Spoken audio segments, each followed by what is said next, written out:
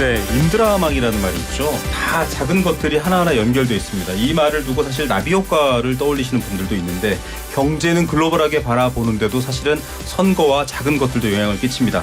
그 심층 분석을 해주시는 두 분 모시겠습니다. 세한대 김대호 특임 교수 나오셨습니다. 어서 오십시오. 네, 반갑습니다. IS의 경제연구소장 차영주 소장님 모셨습니다. 어서 오십시오. 예, 안녕하십니까.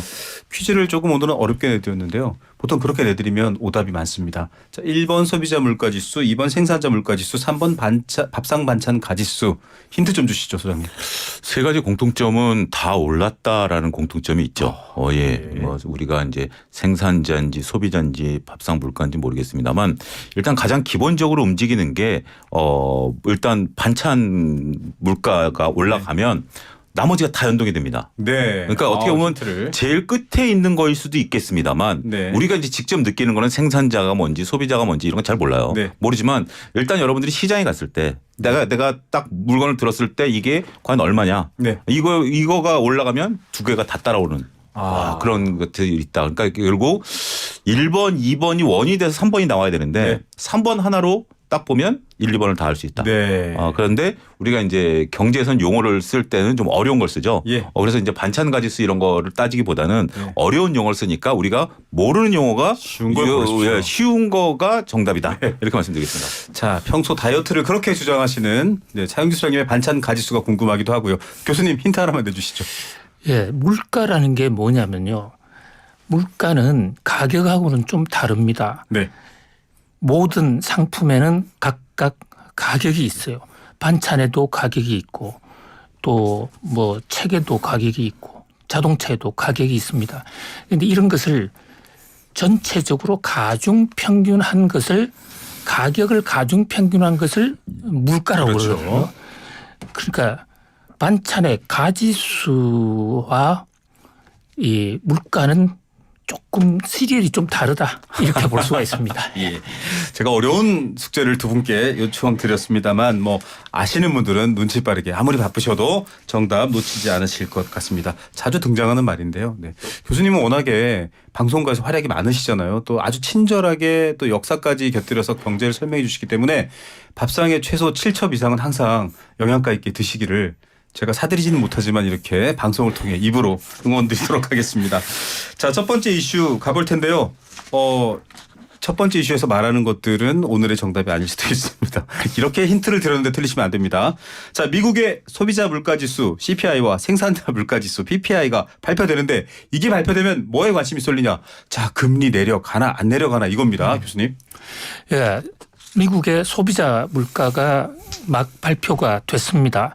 소비자 물가라는 게 실제로 물건을 소비하는 사람들이 물건을 가장 많이 하는 상품을 가중평균해서 내는 가격의 종합 물가 지수인데요. 네. 이 물가가 높으면 뭐 여러 가지 사람에 따라서 어떤 이해관계가 좀 엇갈리기는 합니다. 그렇죠. 이를테면 물건을 팔아야 되는 사람 입장에서는 물가가 좀 올라가는 게 좋고 물건을 사야 되는 사람 입장에서는 물가가 안 올라가는 게 좋은데 국가 경제 전체적으로 보면요. 물가가 올라가면 통화 가치가 떨어지고 인플레가 오기 때문에 이것을 좀 좌시하기 어려운 그래서 뭐 선거도 이래 보면 꼭 우리나라뿐만 아니라 대부분의 나라 민주주의 국가에서 선거를 보면 물가가 올랐을 때 그 정부, 그 정권은 승리하기가 좀 쉽지가 그렇죠. 않아요. 네. 국민들에게 많은 고통을 맞습니다. 주기도 하고요. 자, 그런 관점에서 볼 때 이제 미국 같은 경우에도 물가를 바로 잡기 위해서 2022년 3월 달부터 계속해서 가파르게 금리를 올려왔는데 네. 금리를 계속 올리다 보니까 또 이자 갚는 게 고통스럽거든요. 맞아요. 그리고 이제 좀 금리 그만 올려달라 또는 이제 금리 좀 내려달라 이러는데 물가가 좀 잡혀야 금리를 내릴 수가 있거든요. 그런데 미국 CPI 물가가 나왔는데 전체 종합 물가가 3.5% 전년 동기 대비 네. 이것은 2월 달에 3.2%보다 오히려 더 올라갔습니다. 네. 그러니까 미국 연방준비은행 입장에서는 금리를 낮추고 싶어도 물가가 안 잡혔기 때문에 당분간 금리 인하를 하기가 어려운 이제 그런 얘기가 나오니까 뉴욕 증시에서도 금리 인하한다고 한 지가 벌써 1년이 다 돼 가는데 말로만 하고 금리 인하 안 하는 거 아니야? 그러다 보니까 주식 이거 계속 해서 되겠느냐? 주식을 사는 사람은 적어지고 파는 사람이 많아지니까 밤사이에 뉴욕 증시 주가가 많이 네. 떨어졌거든요. 자, 오늘 밤에는 PPI가 Producers Price Index라 해서 생산자 네. 물가 지수라는 건데 이것은 사실 도매 물가예요. 네. 도매 물가는 소비자 물가에 일정 시차를 두고 영향을 주기 때문에 앞으로 미래의 물가다고 볼 수 있는데 이것은 오늘 밤에 발표가 됩니다. 예. 자, 물가라고 하면 뭐 조사하는 분들이 마트에 가서 쓱 가격표 보고 올랐네라고 하는 게 아니고요. 품목을 정해 두고 그 품목에 앞서 말씀하신 것처럼 여러 가지 평균, 가중치도 있고요. 또 필수적인 것만 따지기도 하고 빼기도 하고 여러 가지 방법이 있습니다. 결국은 돈의 흐름이 가장 민감한 곳이 금융시장이기도 하고 각 기업들도 영향을 실적에 받을 텐데요. 어떻게 보십니까, 선생님? 예, 결국은 이제 큰 흐름 속에서 미세한 그 흐름들이 좀 나타난다라고 좀 봐야 될 것 같아요. 결국 금리 인하는 한다라는 거에 대한 그 기조는 네. 아직까지 변화는 없다라고 봅니다. 근데 단지 이게 자꾸 계속 뒤로 밀리는 거죠. 계속 뒤로 밀리니까 이제 그것은 이제 사람들이 이제 인내라든지 네. 기다림에 대한 고통이 좀 배가가 되는 거고 그런 것들이 그러면 이제 불안한 거죠. 혹시 금리 인하 이거 뭐 올해 못 하는 거 아니야? 라는 불안감들도 이제 가장 이제 두려워지는 거죠. 6월은 물 건너갔네 이런 말이 이건 확실히 된 거죠. 그러니까 금융시장에서 가장 싫어하는 것 중에 하나가 불확실성입니다. 그러니까 어느 정도 우리가 올해 금리 인하를 두 차례 내지 세 차례 할 것으로 봤는데 그런 정도의 어떤 뭐 가이던스 합의가 있었던 상황에 나름대로 컨센서스가 있었던 상황에서 이제는 많아야 두 차례 한 차례. 그렇죠. 근데 만약에 지금 이제 다음에도 이렇게 CPI라든지 PPI 지표가 견조하다라면. 네. 근데 지금 이제 이렇게 견조한 이유가 하나는 이제 주거비하고 에너지 비용이 네. 여전히 견조하거든요. 근데 이런 것들이 계속해서 금리가 떨어지지 않으면 주거 비용은 계속해서 고공행진을 할 맞습니다. 거고 에너지 같은 경우 지금 현재 지정학적 리스크도 또 다시 이제 불거지고 있는 거 아니겠습니까? 네. 이런 문제까지 해가지고 그래서 만약에 이 부분까지 다시 또 들썩이게 된다라면 야 올해 금리 인하 못하는 거 아니야? 그렇죠. 그러면 내가 언제까지 버텨야 돼? 내가 이제 한계 상황이 점점 오고 있는데 네. 라는 것들 때문에 대한 불확실성이 커지니까 일단 단기적으로 시장이 빠르게 대응하면서 국채 금리가 올라갔고 주식시장은 좀 변동성이 생겼다라고 봐요. 그래서 일단 지금 시장은 자꾸 우리가 그런 거잖아요. 자꾸 이제 방귀 끼다 보면 뭐 하는 것처럼 네. 처음에는 별거 아니다라고 생각을 했다가도 이제 금리 그래도 할 거야라고 했다가도 이제는 점점 불안해지는 네. 거죠. 그런 것들이 시장에 있어서 변동성을 오히려 키우고 있다. 그러니까 네. 그동안에는 금리 인하 올 거야. 그러니까 주식시장은 어쨌든 뭐 일단 달려봐라고 했는데 이게 멀어지니까 네. 이건 좀 아닌 것 같아 하면서 이제 동력을 잃기 시작했던 것도 하나의 지금 이제 변동성을 키우는 요소가 아니겠나 싶습니다. 그래서 지금 금값이 좀 이해 안 되게 오르고 있거든요. 그걸 놓고도 위험자산 선호가 지금은 굉장히 오히려 좀 불신을 받고 있는 상황인가 싶기도 하고 그런데 그럼에도 불구하고 좀 금값도 많이 튀고 있는 상황입니다. 교수님 혹시 이 물가지수에 이자는 포함 안 됩니까? 이자도 매달 통장에서 나가는 돈인데 많은 분들은 억울하실 것 같아요. 아 이자 부담이 이렇게 큰데 왜 그건 물가에 안 들어가 이럴 것 같아요. 이자 그 자체가 물가에는 들어가지가 않는데요. 사실 이제 주거비 같은 경우에 포함되어 있어요. 사실상 대출을 받아서 주거비로 제출을 하고 있을 경우에 주거비의 그 규모가 높아진 이자 때문에 실제로 더 많아질 수도 그렇죠. 있기 때문에 간접적으로는 영향을 미친다고 네. 볼 수가 있습니다. 그리고 이게 좀 주식시장에 있어서 이게 이자 그러니까 금리 이런 네. 것들이 좀 된다라면 우리가 이렇게 보셔야 될 것 같아요. 단순하게 이제 뭐 금리가 떨어지고 안 떨어지고 이 부담감보다 이론 주가를 계산하는 데 있어서 예. 이자율이 굉장히 중요합니다. 네. 그러니까 이제 결국 이론 주가라는 것이 미래에 걷어들일 수익을 현재 가치로 할인한 거거든요. 네. 그러니까 이자율로 할인하는 건데 이자율이 높으면 할인이 세게 되니까 네. 현재 가치가 줄어들게 되는 거죠. 네. 그리고 이자가 낮아지게 되면 현재 가치가 높아지는 건데 그렇죠. 그동안에 이제 기대감으로 현재 가치를 조금 반영을 해왔는데 네. 이제 이자가 그러니까 금리가 떨어지지 않고 금리가 올라가게 된다라면 현재 할인 가치가 더 주가가 그 기업 가치가 떨어지게 되는 거죠. 그러니까 네. 결국 주가는 떨어질 수밖에 없다. 그래서 결국 이제 이 금리라는 것이 기업의 실적에도 영향을 미치지만 주가의 이론 주가 형성에도 영향을 미치기 때문에 현재 주가까지도 영향을 미칠 수 있다. 이제 그런 부분들까지 그래서 금리가 굉장히 중요하다. 이자율과 금리가 중요하다. 이렇게 이해를 하셔야 될 것 같습니다. 네, 뭐 투자하시는 분은 당연히 이해하실 텐데요. 지금 내가 동원한 돈, 투자한 돈이 미래에 더 많은 이익을 준다라는 건데 그 사이에는 시간을 둔 여러 가지 이자라든지 가치가 들어가기 때문에 영향을 받는다라는 얘기도 하셨고 월가 황제인 제이미 다이먼 JP 모건 회장은 8% 금리를 얘기했습니다. 저는 이거 기사 찾아보다가 이분은 약간 뭐랄까 좀 경고를 세게 날리시네라고 생각했는데 한편으로는 아니 올 연말까지 인하가 안 되면 그런 상황이 올 수도라는 걱정도 돼요. 이분이 제이미 다이먼이라는 분은 그냥 시중에 잡동사니 감남을려는 아닙니다. 그러니까요. 월가의 황제예요. 지금 세계 경제를 움직이는 분을 우리는 흔히 세계 경제 대통령이라 해서 제롬 파월을 얘기하는데요. 네. 제롬 파월이 연준 의장이고 그 별명이 경제 대통령인 것은 맞습니다. 근데 대통령은 임기가 있잖아요. 네.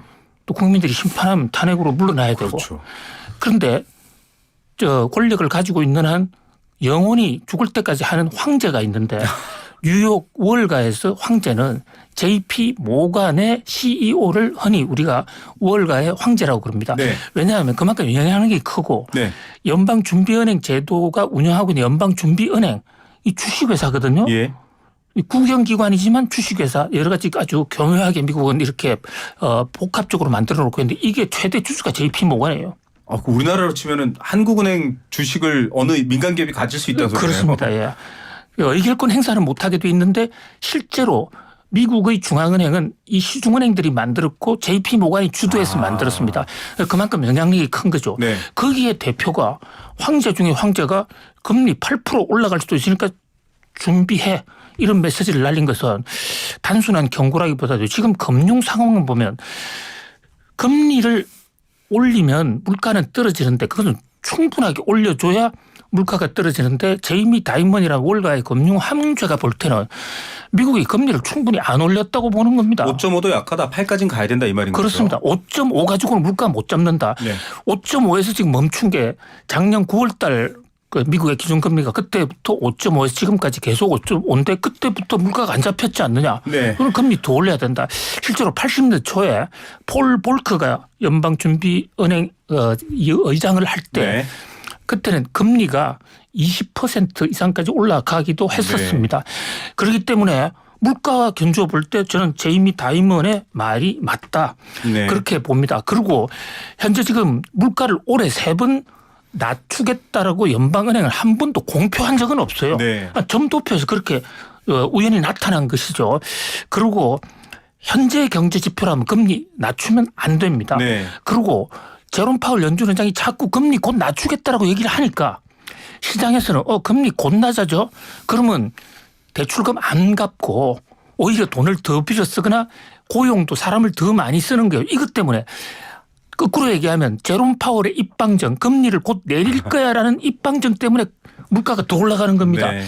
그런 측면 때문에 6월 달 금리도 인하도 어려울 것으로 보이는데 아마 대통령 선거가 11월 달에 있으니까 그 전에 바이든 대통령을 좀 봐준다. 바이든 대통령을 좀 유리하게 만들어 주려면 늦어도 9월 달에는 금리를 한 차례 조정은 할 겁니다. 네. 그러나 우리가 흔히 경제를 살아있는 생물이라고 얘기하는데 현 상태에서 6월 달에 금리 인한지 9월 달에 금리 인한지 그것은 아무도 알 수가 없다. 제롬 파월도 알 수도 없고 월가의 황제 제이미 다이먼도 알 수가 없다. 오로지 물가 지표, 고용 지표 이게 금리 인하를 할 만한 거시경제 조건이 충족돼야 된다. 그래서 그건 우리는 거시경제 지표를 바라보는 것이 금리 인하 시점을 예측하는데 훨씬 더 중요하지. 제롬 파월이나 제이미 다이먼 그런 인간들에게 너무 큰 기대를 할 필요가 없다 이렇게 봅니다. 시장에서 뛰고 있는데 돈 누군가의 입이 아니라 여러분 전체적 흐름을 보셔야 된다라는 얘기를 정확하게 해주셨고 이런 상황이면 뭐 미국 주식도 그렇고요. 한국 주식도 말할 것 없이 왜냐하면 다 지금은 서로 영향을 받고 있기 때문에 시장에 참여하신 분들은 좀 걱정이 크실 것도 같아요. 그렇죠. 많은 분들이 이제 그렇고 이제 어제 이제 우리가 또 총선 있지 않았습니까? 네. 그래서 제가 이제 그 월요일 화요일 또 질문을 받은 것들 중에 하나가 우리 총선 이후에 네네. 또 우리나라 증시가 어떻게 되느냐라는 부분들로서도 이제 질문을 많이 받았습니다. 근데 저는 제 얘기보다는 워렌 버핏의 말을 전해드리고 싶어요. 네. 워렌 버핏 같은 경우는 경제 상황에 대해서 그리고 이제 외부 변수에 대해서는 5% 미만만 신경을 써라. 나머지는 네. 기업에 집중해라라는 이제 얘기를 했거든요. 네. 근데 결국 맞는 것 같아요. 결국 이제 이 제이미 다이먼 같은 경우 이분이 얘기하신 것도 이제 연례 서한에서 얘기한 것이 하나의 어떻게 보면 이제 그 경고성 발언인 것 같아요. 저도 네. 이제 언론 기사들을 이제 통해서 보면 이 정도의 밴드 내에서 움직일 가능성도 있다. 현재 지금 여러 가지 이제 부분들이 되고 있는 것들이기 때문에 그러니까 결국 교수님 말씀하신 것처럼 이 사람 얘기대로 되는 건 아니죠. 우리나라도 지금 수많은 경제 분석가들께서 나름대로의 이제 가이던스를 제시하는 거고 네. 그분들의 의견을 제시하는 건데 이렇게 될 가능성도 있다. 그러니까 너무 우리가 낙관적으로 금리 인하에만 포커스를 맞춰서는 균형 감각을 잃을 수 있다. 네. 어떻게 보면 저는 그런 경고성 발언으로 봐야 될 것으로 보여지고 있고요. 예. 지금 결국은 이제 뭐 연준이라든지 이런 쪽에서 물가를 잡기 위해서 노력을 하고 있는 부분들도 있기 때문에 이렇게 극단적으로 우리가 가지는 않을 것이다. 과거에도 우리가 금리가 5.5% 됐을 때는 우리가 뭐 7%대까지 올려야 된다. 뭐 이렇게 주장하시는 분들도 있지 않았습니까? 7%대까지 올려야 된다라고 주장하시는 분들도 있지 않았습니까? 하나의 의견이지만 그래도 왜 이런 얘기가 나왔는지 한번 놓고 본다라면 지금 이제 다양한 이제 기업들의 비용의 증가라든지 아니면 우리가 녹색 경제로 가는 데 대한 비용의 부과라든지 이런 부분들이 분명 존재하는 건 사실이에요. 예. 그렇지만 큰 대세상에서의 흐름은 아닐 수 있다. 어찌됐든 그렇지만 우리가 경계는 해야 되겠지만 이거를 통해서 주식시장이라든지 자산시장에서 겁을 먹거라든지 아니면 위축이 될 필요는 없다. 저는 그렇게 말씀드리고 싶습니다. 예. 예전에 중국에서 이게 참새가 너무 많아서 곡식들 수확량이 줄어드니까 참새를 싹 잡았는데 그랬더니 이번에는 벌레가. 해충이 너무 네, 많아가지고 벌레가 예, 참새를 썰어내서 수입해왔다고 하면 경제도 비슷한 것 같습니다. 단지 어떤 요소로 금리를 오르고 내린다라는 판단보다는 여러 지표가 필요한데요. 우리도 마찬가지입니다. 선거 얘기를 하셨으니까. 자, 미국의 기준금리는 제이미 다이먼은 8%까지 더 올려 그래야 물가 잡혀라고 얘기를 했고 5.5%의 기준금리는 언제 내려올까? 이거 내려오나? 이런 상황인데 내일 한국은행 금융통화위원회가 통화정책 방향회의를 열고 기준금리도 결정하게 됩니다. 동결을 많이들 점치고 계시는데 문제는 어제 총선이 끝났고요. 결과는 야당의 압승이었고 거기에 따른 경제 공약들, 뭐 금투세를 비롯해서 여러 가지가 지금 걸려 있는데 이것도 조금 영향을 받을 것 같거든요. 교수님 이게 어떻게 보세요? 예, 정부의 정책이나 한국은행의 금리 인상 인하 이게 굉장히 중요합니다. 지금 앵커님 잘 지적해 주신 대로 참새를 왜 잡으라고 그랬냐면 참새가 곡식을 갉아먹으니까 마오쩌둥이 대약진 운동할 때 생산성이 안 오른다. 참새를 잡자. 이런데 참새가 없어지니까 회충이 많아서 오히려 생산성이 줄었단 네. 말이에요. 그러니까 잘못 정책을 하면 역의 효과가 나. 금리를 올려야 될 때 금리를 내린다거나 금리를 내려야 할 때 금리가 올리면 그렇죠. 생 참새를 잡아서 나라를 망치는. 근데 사실 앵커님 이걸 중국 여행 가시면 절대 얘기하지 마십시오. 왜요? 제가 중국 그 대학에서 강의를 좀 해 왔었는데 수업 시간에 이 얘기를 하면 상당히 안 좋아합니다. 아, 왜냐하면 그게 국부인 마오쩌둥. 예, 마오쩌둥의 최대 실책이거든요. 그러니까 그 당시에 마오쩌둥은 참새만 잡으면 생산성이 혁명적으로 올라간다고 곡식이 늘어날 거다라고 했는데. 그러다가 그 대학진으로 실패하지 않았습니까? 아무튼 자 금리 우리나라 한국은행은 내일 금통위를 하는데 현재 시장의 전문가들 예상치는 99% 금리 손 못 댈 거야. 네. 올리지도 못하고 이 뭔가요? 그러면 사실상 금융통화 정책을 하는 건지 무서워서 건드리지 못하는 건지 동결하는 것도 하나의 정책이죠. 정책이죠. 이럴 때는 투표를 안 했다. 그래서 비판을 받는 경우도 있지만 사실 민주주의에서는 투표 안 하는 것도 하나의 의사표시 방법이에요. 그럴 수도 있습니다. 금리를 동결하는 것도 금리 정책에 대해서 의사표시를 하는 네네. 방법이거든요. 그러니까 현 상태에서는 돈의 이자율을 건드릴 상황이 아니다. 왜냐하면 첫 번째요. 금리를 내리고 싶어 하는 사람들은 많이 있죠. 돈을 빌려 쓴 사람들은. 네. 그런데 지금 우리나라 물가가 안 잡혔습니다. 네. 그 대파 가격만 잡혔어요. 다른 물가는 별로 안 잡혔다고요. 네. 그러니까 물가라는 게 한 가격이 중요한 게 아니라 전체 평균 물가라고 그러지 않습니까? 그러니까 물가가 안 잡힌 상태에서는 금리를 낮출 수도 없고 또 그렇다고 금리를 올리자니 지금 한계 기업, 어려운 기업들이 너무 많았기 네. 때문에 이럴 때는 회의만 하고 조용히 사태를 관망하는 것이 가장 현명한 그런 어떤 정책적 선택이 될 것으로 보여집니다. 예, 미리 보는 금융통화위원회였습니다. 뭐 사실 많은 전문가들 예측하는데 우리 시장도 좀 쫑긋 세우고 있는데 총선 결과에 따라서 지금 주식 시장도 그렇고 내일 금통위도 그렇고 좀 변화가 있는 것 같아요. 일단은 금통위는 뭐 교수님 말씀하신 것처럼 거의 뭐 금리를 동결하는 걸로 네. 봤죠. 지금 내수가 침체돼 있고 물가가 3%대 올랐으니까 두 가지 관점을 한번 보셔야 될 것 같아요. 일단 우리가 이제 그 야당의 그 총선에서 이기면서 과반석 의석을 차지하면서 금투세 문제가 이제 네. 여러 가지 이제 주식시장에서 오늘 최고의 화두였었습니다. 금융투자세는 뭐냐면 우리가 이제 그 주식에 이제 여러 가지 이제 그 주식 관련 상품들마다 세금이 있는데 세금을 단일화시키는 거예요. 이익이 난 것에 대해서 세금을 내는 거고 그 대신 기존에 냈던 간접세 같은 경우는 이제 줄여준다라는 네. 거고 원래 이것은 지난 국회 때 여야 합의를 통해서 통과했죠. 통과했었던 부분들인데 유예됐고요. 이건데 지금 여당이 이제 반대를 하기 시작했고 그래서 이제 이게 유예가 된 부분들입니다. 근데 이제 이 부분에 대해서는 아직 확정된 건 아니에요. 확정된 건 아니기 때문에 너무 우리가 이 부분에서 겁을 먹을 필요는 네. 없다. 그러니까 어쨌든 이게 이제 시행이 될 가능성은 제가 볼 때는 높다라고 봐요. 왜냐하면 기존서부터 여야가 합의를 했었던 거고 네. 지금 야당이 혼자 주장했던 건 아니기 때문에 과거 여당도 합의했었던 부분들이기 때문에 되는 건데 물론 이제 이렇게 되면 많은 분들이 투자자들이 빠져나가는 거 아니냐라고 이제 하긴 하겠습니다. 예, 하긴 하겠습니다만 이게 뭐 이익에 대해서 세금을 내는 거기 때문에 조세 원칙 이거는 단순하게 이익이라기보다는 조세로 들어온 부분들이기 때문에 쉽지 않은 부분들이다. 그리고 이제 뭐 불편하신 분들은 이익을 내서 세금을 냈는데 다음에 손해를 보면 환급 받아야 된다 뭐 이런 것들이긴 하지만 그것 때문에 귀찮아서 주식 투자를 안 한다? 제가 볼 땐 그거는 논리적으로 그렇게 조금 접근성이 있고 또 한 가지 우리가 우려해야 될 것은 오늘 얘기가 나오지는 않았습니다만 이제 총선 이후에 각 건설사 PF 문제에 대해서 우려하신 분들이 많았었어요. 4월 15일 날 감사 보고서 터지면 이제 뭐 이런 것들이 지금 얘기가 아직 좀 이제 나오는 건데 오늘 일단 뭐 결국 그 경제 지표 뭐가 별로 이제 안 좋은 거 나오지 않습니까? 결국 이제 총선 때문에 어떻게 좀 미뤄졌던 건지 아니면 그 후에 본격적으로 될 건지에 대해서 PF 문제가 지금 굉장히 심각한 문제로 이제 나오고 있는 상황이기 때문에 이 문제만 갖고도 금리를 올리긴 쉽지는 않을 것 같아요. 그래서 결국 금투세 문제는 이제 야당이 국회를 열고 거기서 정책이 나올 때까지는 좀 지켜보자. 너무 예단하지 말자라고 보긴 하겠습니다만 일단 각 금융기관들이 지금까지 끌고 왔었던 PF 문제들이 어떻게 처리가 될 것인가에 대한 부분들은 우리가 단기적으로는 예의주시해야 된다. 오히려 그렇게 말씀드릴 수 있겠습니다. 예. 자, 뭐 여러 가지 정책이라는 게 뭐 단지 오늘 저녁 어디 가서 먹을래처럼 금방 결정되는 건 아니고요. 또 충분한 민의도 수렴돼야 될 겁니다. 좀 지켜보셔야 될 것 같고 뭐 국내 정책적인 금융 경제 상황 얘기한 김에 요거는 뭐 미리 저희가 질문 준비 드린 건 아닌데 하나 더 얘기할 게 그 원래는 4월 첫째 주에 이제 국가 살림 결산을 합니다. 세입 세출 결산을 해서 나와야 되는데 그걸 이제 통상 늘 매년 4월 초에 하던 걸 안 했어요. 그래서 야당에서는 야 이거 선거 때문에 안 까는 거냐 이러고 이제 여당은 아니다 이렇게 정부는 얘기했는데 오늘 이제 발표가 됐는데 87조 펑크가 났습니다. 그래서 이게 뭐랄까요. 지금 건전 재정 기조 빚 안 내겠다 무리하게 돈 안 쓰겠다가 이제 현 정부의 기조인데 막상 뚜껑 여니까 아니 세금도 이거 제대로 못 거두고 못 남겼다. 이게 지금 좀 문제가 되는 것 같아요.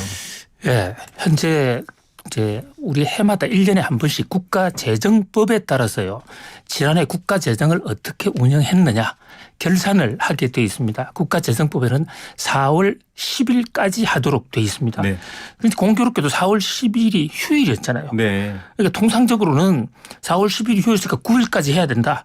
이렇게 주장하는 세력이 있는가 하면 또 한쪽에서는 해석이 다르군요. 은행 이자 내는 것도 그 다음 날까지 인정해 주는 거 아니냐. 그래서 누가 옳다고 얘기하기엔 조금 애매한 점은 있어요. 그런데 이제 막상 까고 보니까 이게 굉장히 좀 안 좋은 성적표예요. 전체 우리 GDP에서 국가 부채가 차지하는 비중이 사상 처음으로 50%나 넘어서 국가 재정 운영을 좀 펑크를 냈다. 잘못했다 이런 얘기거든요. 그런데 이 대목에 대해서는요. 여야 어디가 잘못했다. 이걸 잘잘못을 참 얘기하기 어려운 게 이게 누적적으로 되었는데 사실 2년 전만 하더라도 2년 전에 정부는 세금을 너무 많이 예산 지출을 너무 많이 해가지고 국가 재정을 펑크를 냈고 또 지금 정부는 부자 감세라는 이름으로 너무 세금을 깎아가지고 안 걷어서 펑크를 냈는데 책임은 양쪽에 다 있다고 봐요. 그러니까 지금은 우리가 국가 재정을 얼마나 좀 건실하게 해 나갈 것인가를 정확하게 직시하고 서로 협의할 때지. 너가 잘했나 못했나 여기에 맞습니다. 너무 왈가왈부할 그런 상황은 아니다. 이렇게 말씀드리고 싶습니다. 그렇죠. 국민들이 원하는 답이 아마 교수님 말씀하신 거 비슷할 것 같습니다. 뭐 77조 원 덜 거쳤다고 하니까요. 이게 지금 사실은 줄었다라고 하니까 문제가 될 것 같은데 이게 뭐 당장 시장이라든지 저희 뭐 여러 가지 지표나 금융에 영향을 미치지는 않겠죠. 어차피 예 그렇죠. 어차피 그게 이제 서서히 뭐 어느 정도 우리가 그 숫자에 놀라긴 했습니다만 그 동안에 뭐 대외 수지라든지 이런 것들을 통해서 우리가 이제 시장에 좀 녹아 들어왔던 건데 어떻게 보면 지금 이제 총선에 따라서 지금 이제 정부 기조가 좀 바뀔 가능성도 조심스럽게 점쳐지지 않습니까? 지금 네. 이제 청와대 같은 경우 이제 그 비서진들이 바뀔 가능성도 있고요. 네, 지금. 그리고 이제 뭐 구성원들이 이제 내각도 바뀔 가능성이 있고 그래서 어떻게 보면 좀 민심이 지금 약간의 이제 야권 쪽에 이제 쏠려 있는데 네. 그러면 이제 기존의 정부가 그 정책을 기조를 바꾸겠죠. 기조를 바꿀 가능성이 있고 네. 그렇게 된다라면 뭐 긍정적인 변화로 결국 이제 선거를 통해서 우리가 발전해 나가는 과정이지 누구를 교수님 말씀 것처럼 책임을 찾고 벌주자라는 거가 주는 아니지 않습니까? 그래서 네. 저는 긍정적인 변화를 우리가 좀 희망해 보자 이렇게 말씀드릴 수 있겠습니다. 네, 오늘은 뭐 우리 경제 얘기도 조금 많이 얘기하면서 글로벌 경제 시간이 조금 줄었는데 일본 얘기를 좀 해봐야 될 것 같거든요. 오커스.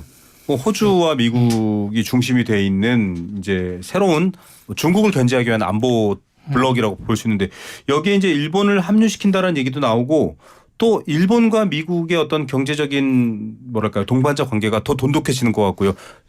이제 혹자들은 일본이 뜨고 있다 이렇게까지 표현합니다. 교수님 어떻게 평가하세요? 그렇습니다. 굉장히 중대한 대목인데요. 일본이 지금 세계 중심 무대로 올라가는 기시다 일본 총리가 백악관에 가서 바이든 대통령과 미일 정상회담을 하는데 네. 100여 년 전에 일본이 영국과 동맹을 영일 동맹이라는 걸 맺어서고요. 네네. 그때 러시아하고 전쟁을 한 적이 있습니다.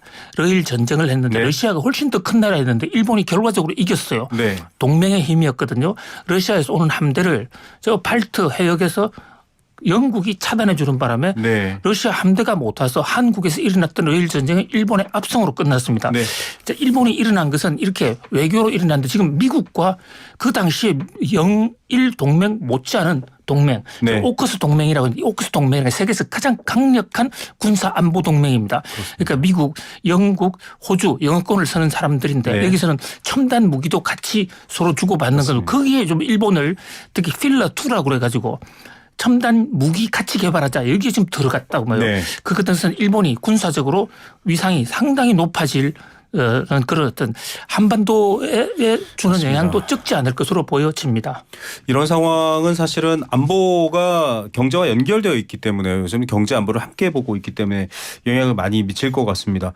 기업들의 동향도 좀 달라질 것 같고요. 오커스에 대해서도 어떤 생각하시는지 소장님. 예, 여기도 이제 우리나라도 좀 이제 들어갈 수 있지 않겠는가 이제 지금 얘기가 나오고는 네. 있습니다. 근데 그 부분은 아직까지 우리가 확인된 건 아니고요. 그다음에 이제 오커스 쪽에 이제 그 일본과 이건데 저도 이제 요거를 보니까 미국하고 영국이 손을 잡게 된 게 이제 2차 세계대전 때 이제 손을 잡았는데 그때 당시만 하더라도 전쟁 초기에는 영국의 기술력이 워낙 뛰어났고 미국은 네. 뭐 우리가 지금 얘기하는 첨단 기술이 하나도 없었던 네. 뭐 쉽게 얘기하면 그거를 이제 서로 간에 이제 그 캐나다 협의 이후에 영국의 모든 기술이 미국으로 넘어감으로써 이게 된 거기 때문에 이게 굉장히 역사적으로도 굉장히 의미 오래됐고 이 군사 동맹이 크다라는 거죠. 근데 여기에 이제 일본이 들어가게 된다라면 여기 이제 첨단 무기 네. 제조라든지 정보 이런 것들이 들어가게 된다라는 거죠. 그렇게 된다라면 일본이 다시 군사적인 대국으로 갈 가능성도 있기 때문에 우리가 경계하는 거고 여기 이제 우리가 뭐 오커스 뭐 페이 2 정도 이제 같이 들어가는 부분들도 좀 논의가 되고 있긴 하겠습니다만 네.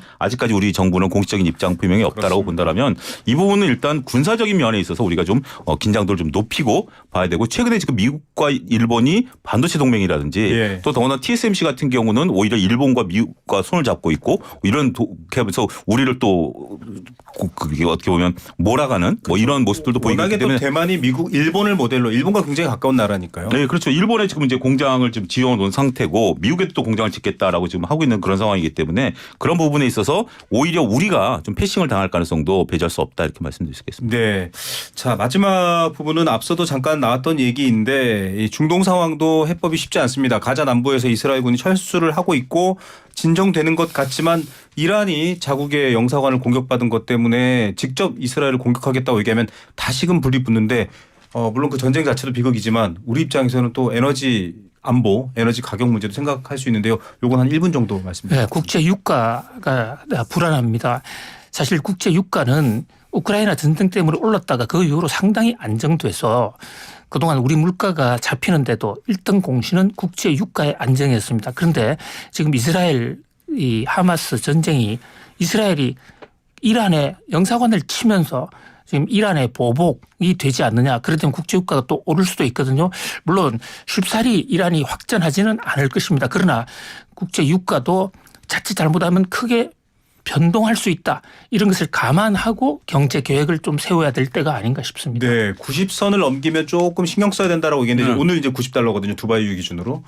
그렇죠. 근데 우리가 이제 지금 중동의 지금 이스라엘 문제는 산유국이 아니었기 때문에 유가에 미치는 영향이 심리적인 부분들이 컸었는데 네. 근데 이란이 이제 참여하면서 얘기가 달라지는 거죠. 네. 거기 이제 산유국이고 그다음에 이제 과거 중동 전쟁의 재현에 대한 우려감까지 이제 있는 부분들이고 그렇기 때문에 일단은 뭐 90달러에서 이제 그때면 여러 가지 이제 셈법이 복잡해지긴 합니다. 근데 유가가 올라가는 부분들이 그렇게 된다라면 결국 또 신재생을 자극할 것이고 그다음에 이제 여기 이제 또 트럼프 대통령의 선거 뭐 복잡하긴 합니다만 물가도 걱정해야 물가도 걱정이고 지금 이제 모든 원자재 가격들이 좀 들썩거리고 있기 때문에 네. 일단 요거는 우리가 이제 예의주시해야 되는 부분들이지만 최근에 원자재라든지 뭐 구리 가격도 굉장히 급등하고 있거든요. 이런 것들이 세계 경제에 있어서의 성장을 좀 저해하는 요소로서 단기간에 작용할 가능성은 있다. 따라서 우리가 지금 안정 기조에서 이제 물가가 올라가는 기조로 변화돼 있다라는 사실은 단기적으로 우리가 꼭 체크를 하자 이렇게 말씀드릴 수 있습니다. 네, 여러 가지 지표를 보고 미리 대비를 했을 때의 충격은 적습니다. 뭐 통화사프도 그렇고 여러 사례들이 있었죠. 역사적으로. 교수님께 마지막으로 한마디 정리 부탁드리겠습니다. 이제 새로 국회가 구성됐습니다. 이제 아직 출범은 5월이 돼야 되겠지만 네. 이 경제 부분에서 이런 것 좀 신경 쓰라고 딱 일침 한마디 30초만 정리 부탁드리겠습니다. 지금 단기적으로는 물가 잡아야 됩니다. 네. 그래서 서민 생활의 고통 그것이 결국은 민생을 잡는 것이기 때문에 여야가 좀 머리를 짜내서 물가를 어떻게 잡을 것인지 좀 네. 아이디어를 내주셨으면 하는 그런 바람입니다. 네. 왜 이겼지? 왜 졌지? 생각해보면 경제가 있거든요. 교수님 말씀처럼 핵심인 물가 좀 보셔야 될 것 같습니다. 오늘 두 분 말씀 감사드립니다. 고맙습니다. 네. 세한대 김대호특임 교수 IS의 차영주 경제연구소장이었습니다.